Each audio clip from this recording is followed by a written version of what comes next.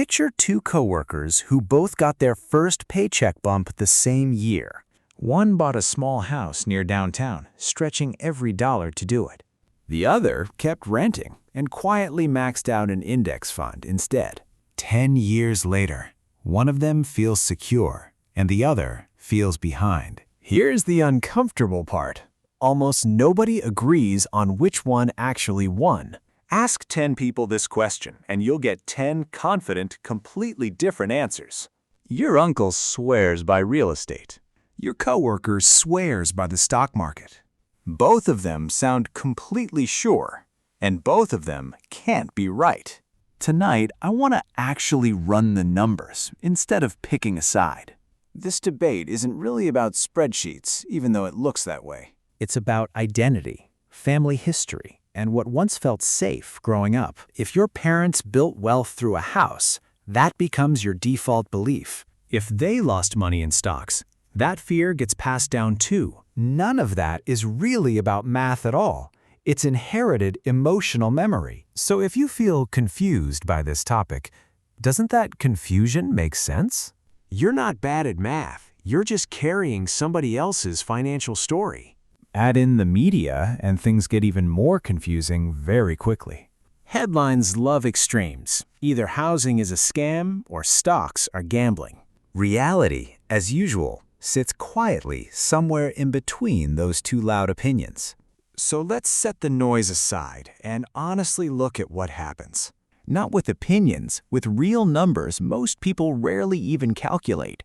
Let's start with stocks because the math there is fairly straightforward to follow. Historically, the stock market has returned 7% a year after inflation. That's not guaranteed every single year.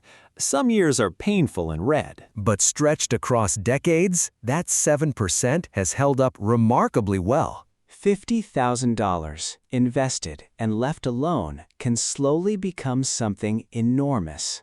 No tenants, no leaking roofs, no panicked midnight phone calls, ever.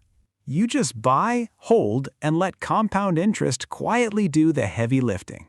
That simplicity is genuinely a hidden psychological advantage most people overlook completely. Now let's talk about real estate, because this is where things get interesting. Real estate has one superpower that stocks simply don't offer regular people: leverage. Let's say you buy a $250,000 house today. You put down $50,000. The bank covers the $200,000. If that house appreciates just 3% a year, something interesting happens. You're not earning 3% on $50,000. You're earning it on everything. That's $7,500, a 15% return on your cash. That's the leverage effect, and it's genuinely powerful when the math works out. But leverage is a two-way street. It amplifies losses just as easily. Drop the home's value 10% and you've lost half your down payment. That's the part people conveniently forget when they're bragging about real estate gains. There's also a quieter cost that rarely makes it into these conversations. Owning a home costs roughly 1% of its value every single year.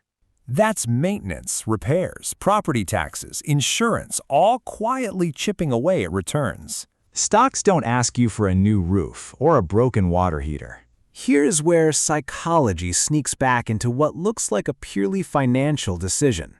Most people are terrified of stock market debt, but completely comfortable with mortgages. Borrowing to buy stocks feels reckless. Borrowing to buy a house feels responsible. Mathematically, both are just leverage, but emotionally, they feel completely different to us. That emotional difference shapes far more financial decisions than most people realize. There's another quiet force at work here, and it's called forced discipline. A mortgage payment is due whether you feel like paying it or not. That built-in pressure quietly forces people to keep saving month after month. A brokerage account offers no such pressure, which sounds nice until it isn't. Nothing stops you from panic selling the moment the market gets scary.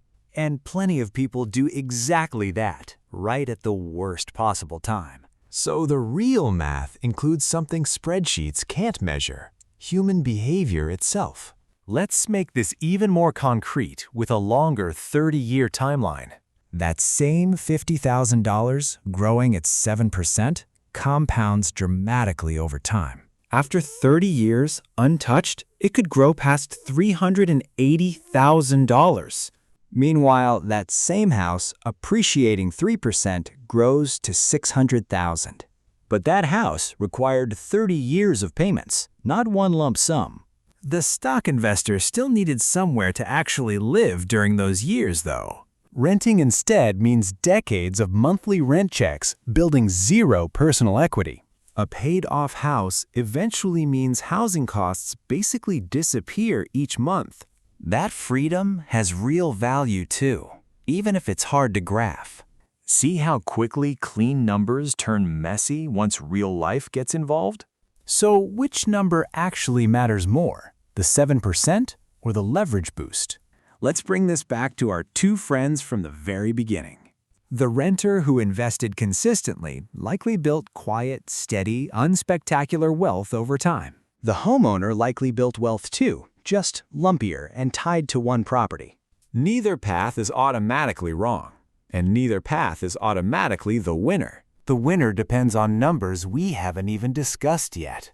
Like you. Renting isn't automatically throwing money away, whatever your uncle keeps insisting loudly. Stocks also spread risk across hundreds of companies instead of one address. One bad neighborhood or one bad tenant can't sink your entire future. So maybe the real question was never stocks versus real estate after all. Maybe the real question is which one you'll actually stick with long term.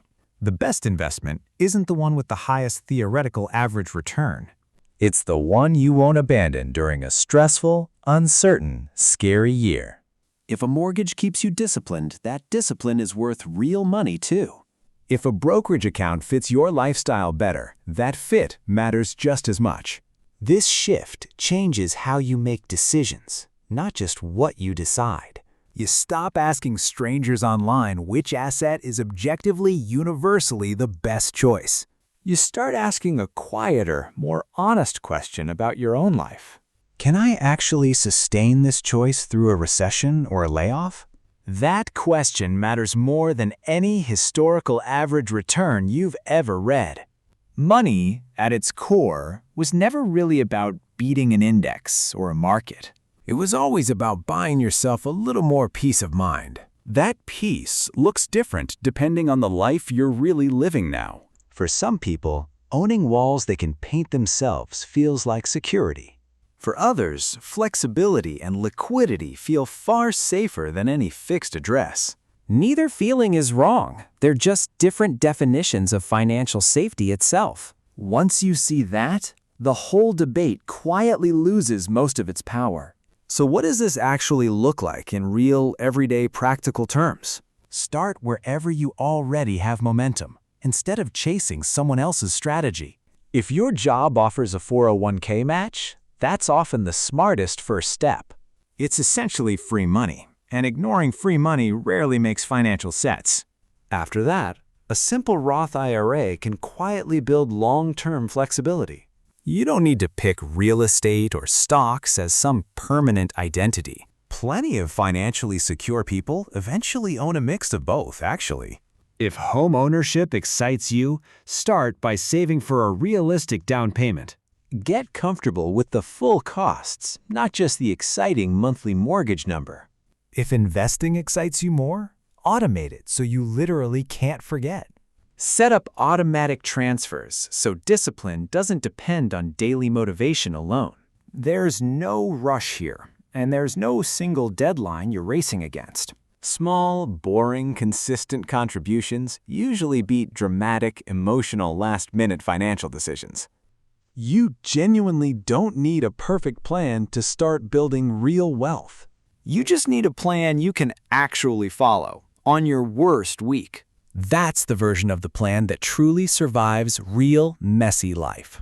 Consistency, not perfection, is what ultimately separates real wealth from wishful thinking. So here's what I'd really say to those two coworkers today. Honestly, neither of you needs to win this argument at Thanksgiving dinner anymore. You're both further ahead than the people still frozen by indecision entirely.